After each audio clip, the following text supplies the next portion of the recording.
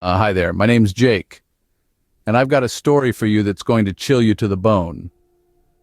You know, I've never been one to believe in all that hocus-pocus stuff, ghosts, poltergeists, all that jazz. But something's been happening in my house that's got me questioning everything. I live alone, see, in a little two-story deal out in the suburbs. Nothing fancy, but it's mine. First, it was just little things, easy to brush off. My keys not where I left them, the TV remote ending up in the fridge. Stuff that makes you think you're just being forgetful. But then, it was the noises. Scratching sounds like something was trying to claw its way through the walls. They'd start up late at night when everything else was silent. I'd be lying in bed, and I'd hear it. Soft at first, then louder, like it was getting closer.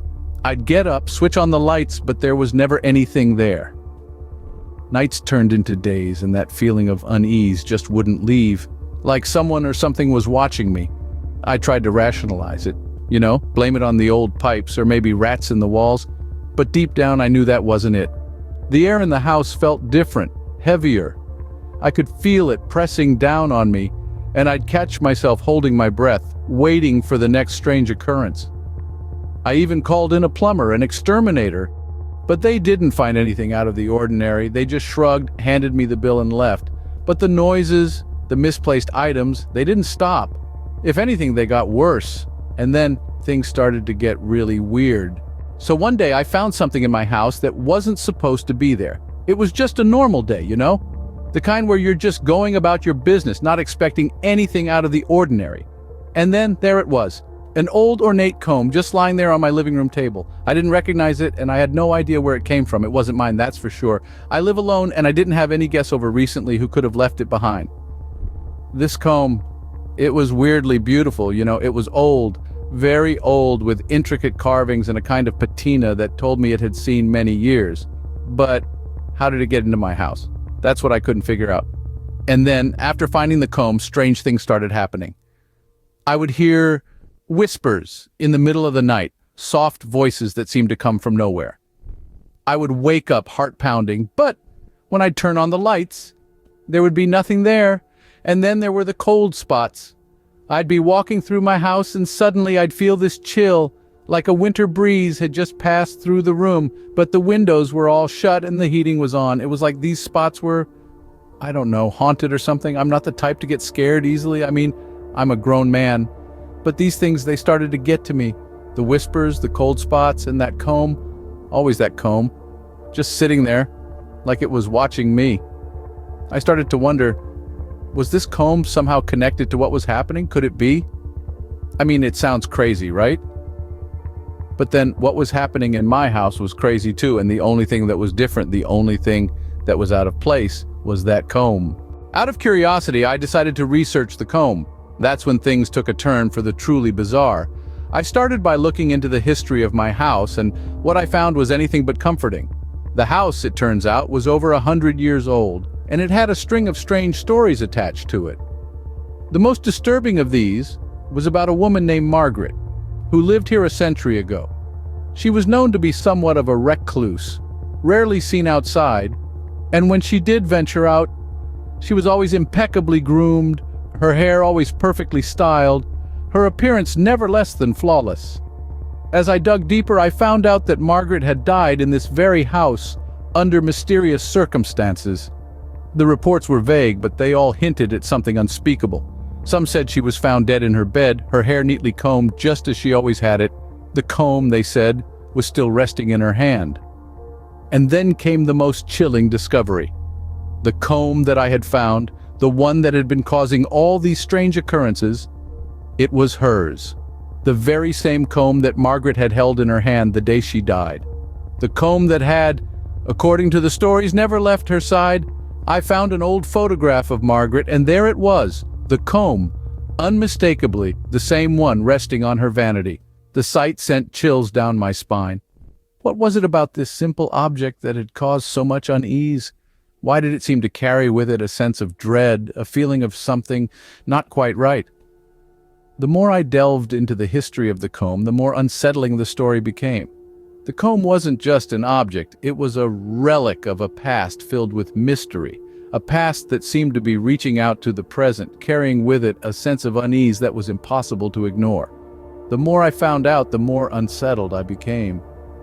And yet, I couldn't help but continue my investigation, drawn in by the mystery that surrounded this seemingly ordinary object.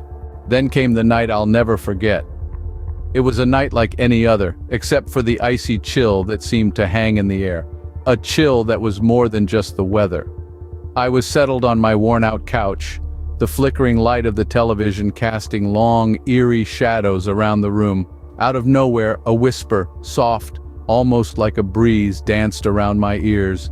The voice was delicate, feminine, and it was calling my name, Jake. My heart pounded like a drum, the sound echoing in the silence that followed. I looked around, but there was no one else in the room. I was alone, or at least I thought I was. Suddenly I felt an icy touch on my cheek, like the brush of a hand. It was so cold, so real, that I could almost see the imprint of fingers on my skin. It wasn't just a passing chill, it was a touch that held intention, purpose. The whisper came again, this time a little louder, a little more insistent. "Jake," it urged, and the cold touch trailed from my cheek down to my neck, making me shiver.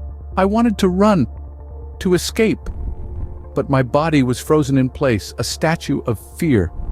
The room seemed to darken, the shadows growing longer, the light from the television dimming. The whispering voice grew louder still, swirling around me like a storm.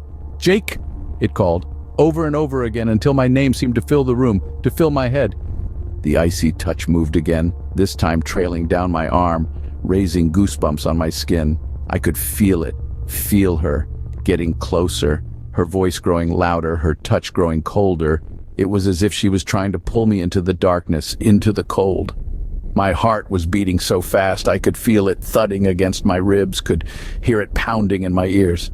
The room was spinning, the walls closing in, the voice growing louder, the touch growing colder. I was trapped in my own home, trapped in my own fear.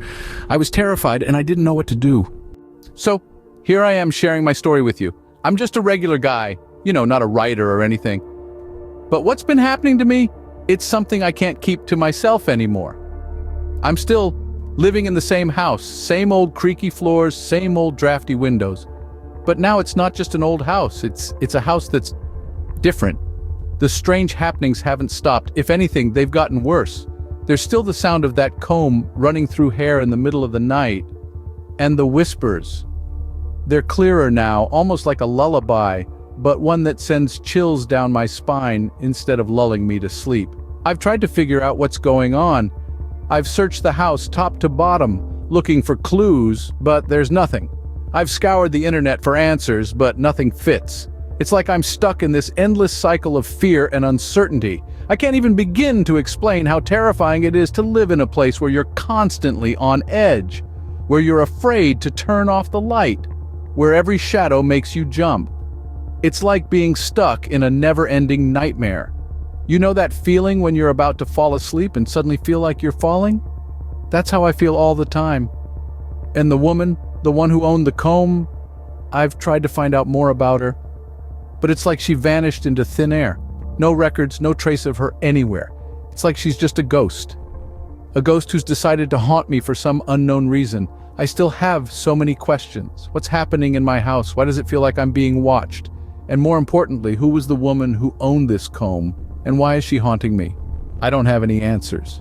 All I have is this story, this unresolved mystery that's turned my life upside down.